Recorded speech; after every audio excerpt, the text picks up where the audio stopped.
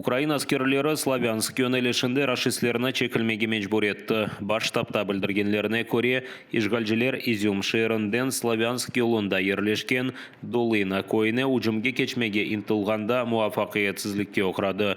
Душман 8 ел девамында жебе сызығында бұлынған Новолуганске ве Спирне қасабалары тарафына елерлей. Ишгалжілер Луганск вилетіндеки Белогиревка қасабасына запт етмеге тұрышты, ама Украина арбилері оларға қаршылық көстерді.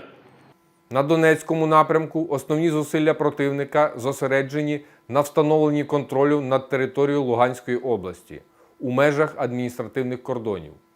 Ворог вживає заходів з відновлення транспортної інфраструктури в тилових районах.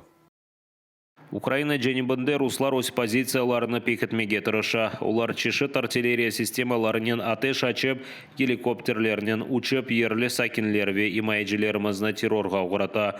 Украин ракеталары ве авиациясы Херсон вилетіндеки рус мермілерінен олған анбарларыны йоқ етіп, ишгалжілер топлашқан ерлеріні уджуметі. Російські окупанти деморалізовані та вишукують будь-яку можливість отримати легкі поранення. Вдаються до самоскалічень та різноманітних симуляцій поганого здоров'я. Тільки, щоб живими повернутися до Російської Федерації. Рашистлер Украина женебінде ичбір муафақиетке ұғырамады, ама ракетанен ұжыметілуінен телекесі қалмақта. Бұны Одесса вилетінің арби мемориетінің спикері Сергей Братчук білдірді. Бұнен берабер шымды ишгалжілер Украинаның Қара деңіз ялысына десантны ендіріп оламай. Братчук қайдеткеніне көре, рашистлер ялыдан 100 километрден зияде месафеге чекілді. Душман ракеталарыны ишғал етілген Қырым территориясындан веда бұйық месафеден ұшыра біле. Звичайно, тактика ворога в ці дні бачимо прекрасно, це використання літаків стратегічної авіації, які пускають ракети старого радянського зразка. Вже всі, мабуть, про них знають. Це і Х-22, і Х-59, і Х-31. Це ті літаки, які стартують з глибини території Російської Федерації, не залітають в ту зону, де можуть бути знищені нашими системами протиповітряної оборони і, власне, здійснюють ці пуски. Украина майджілері Херсон вилетінде душманның қаршы ұжымына ұрып қайтарды. Бұны Пивден оператив штабында хабар етелер. 2 БТР, 2 арбийны ғайып етіп, 5 яралынен берабер руслар кері қачты. З використанням авіації опівдні ворог атакував ракетами Х-59 портову інфраструктуру Очакова та Чорноморська. Влучна робота сил протиповітряної оборони ліквідувала всі 3 ракети над морем. Результатом роботи ракетно-артилерійських підрозділів стало знищення складу паливно-мастильних матеріалів ворога на Херсонщині. Рус ишгалжілері сөзде Қырым көпіріні майетмек ечін душманның ракета ве ава ұжымыне қаршы мұдафаны көбетлештірді.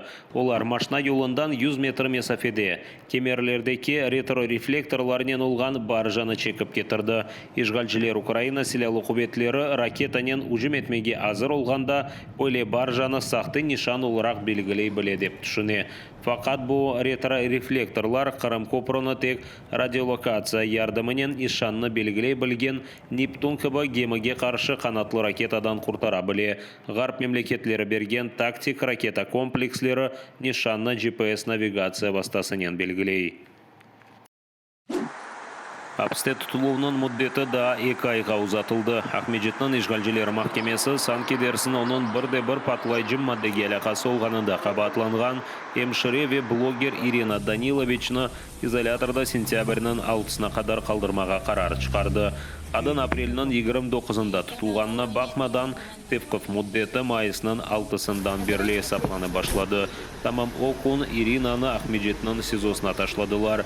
Ирина Даниловичның татасы Ольга айтқанына көре, оны апта девамында қайда тұтқанлары белледі гел. Сейчас родителям, в принципе, позвонить неоткуда, связаться с миром только так, через кого-то как-то. Голубиная почта. Обвиняют в взрывчатке, которую нашли почему-то именно после того, как ее, вот именно пропавших вот этих 8-9 дней, которые она находилась неизвестно где.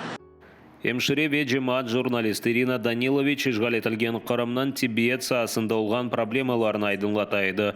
Апрелнын 29-ында саба Коктебелде қадын ғайып oldu. Шу сырада Ирина яшаған evde тентублер кечірілді.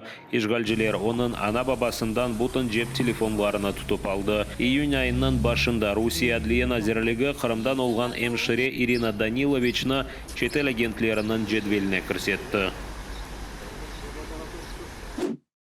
Украина işgal etilgen Бердянск шерінден Түркияның Қарасу деңіз лиманына кірген жібек жолу адлы гема тевкіф етлежегіні беклей.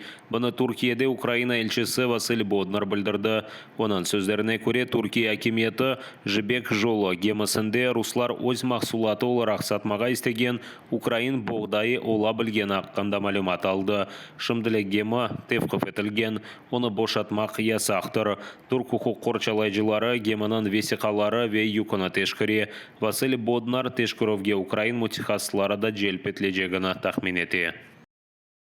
Російська сторона намагається обходити обмеження, які існують зараз стосовно Криму, і ми так само інформуємо турецьку сторону про те, що кораблі, які заходять до турецьких портів з російськими документами чи з документами з російських портів, ми доводимо, що це фальшиві документи, що це кораблі йдуть з кримських портів, з Севастополя і з Керчі.